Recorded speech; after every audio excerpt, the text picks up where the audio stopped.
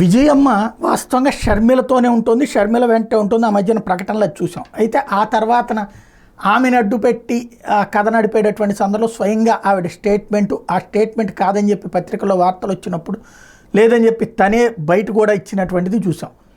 ఇప్పుడు క్రిస్మస్ సందర్భంగా షర్మిల దగ్గర కాకుండా విజయమ్మ జగన్తో కనిపించారు.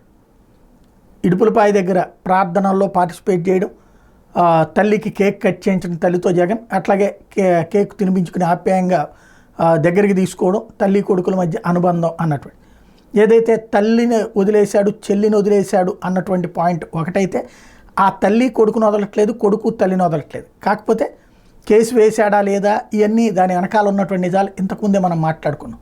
ఓవరాల్గా చూస్తే విజయమ్మ అయితే ఇంకా ఆ సందిగ్ధతలో అయితే కొనసాగుతున్నది మాత్రం వాస్తవం. కానీ అలాగని చెప్పి పేగుబంధాన్ని తెంచుకునేటటువంటిది, ఒకళ్ళ కోసం ఇంకొకళ్ళని తెంచుకునేటటువంటి రూట్లో కనిపించట్లేదు.